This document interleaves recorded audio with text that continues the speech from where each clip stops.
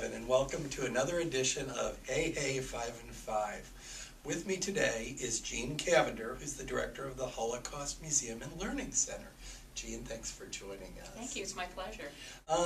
So with the center having celebrated now 15 years in existence and going strong, what are some of the most significant changes in its evolution? Well, I think one of the things is we are really, we have a cadre of docents, more docents than we've ever had before. In fact, a lot of people are learning about us, and actually more people are coming to the trainings that we do on an annual basis. So that's been really instrumental in helping us really be able to take care of our visitor population. It's growing, and it's really been great, because for a while we were a little short of docents, but that's been a huge milestone in terms of us being able to facilitate more tours. Speaking of educating people, the learning component of your work is huge, and you have many schools bring their students here. What kind of effect does the center have on kids who visit?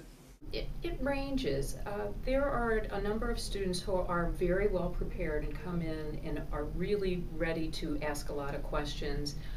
They love having the opportunity to have a Holocaust survivor talk with them at the end of each tour, which we still have a number of survivors who are active and speaking.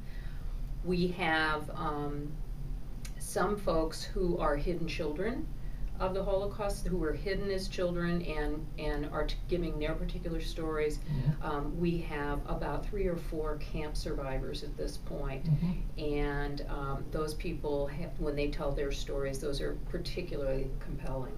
You're a very active partner, and I think some people don't know this, in combating intolerance and hatred in today's world. Right. And what are some of the things you do in that regard?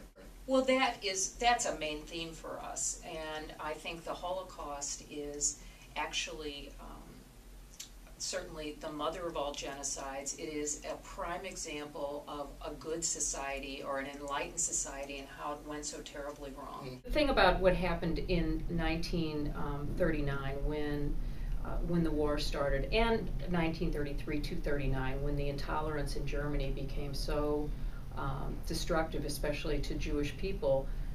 What's really interesting to me today is that a lot of intolerance that was actually perpetrated then is still being perpetrated today.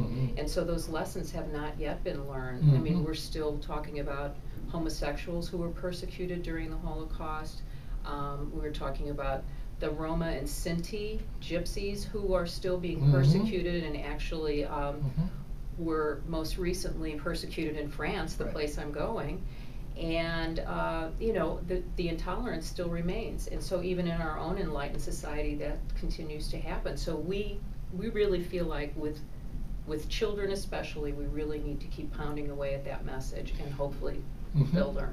This very powerful exhibit you have right now, the Eric Greitens exhibit, is tells a story through photographs and essay. What makes that such a strong kind of conveyor of what happened? Well, his photographs are very contemporary as far as that goes. I mean, he's been taking photographs for, I think, about 20 years, and the photographs that we have on view right now are the photographs that we chose from his collection that really speak to the resilience of kids in very difficult times. There are pictures of children from Bolivia during their war-torn era, certainly Rwanda, Bosnia, and it's really, we thought that would really resonate with a lot of the students who came in and sit in that space to hear a Holocaust survivor speak.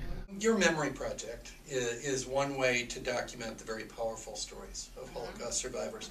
Do you think we'll succeed in keeping the stories and lessons of the Holocaust meaningful to future generations? Well, I can tell you one thing that we have done, and we've had an oral history project going on for approximately, well, long before Steven Spielberg's Shoah started in 1979. And we just recently applied for a grant that would allow us to digitize these oral histories that are right now on cassette tapes, and that medium, as you know, will disintegrate at some point. And so if we're able to digitize those histories and those testimonies, we'll be able to preserve those stories in a really meaningful way, and we hope that people would make them available for people to come in and use them as a resource for research. Jean, thank you so much for spending time with us Oh, today. my pleasure. Thank you so much. And thank you for once again joining us on Hey Hey 5 and 5. Till next time, this is Larry Levin. Thanks.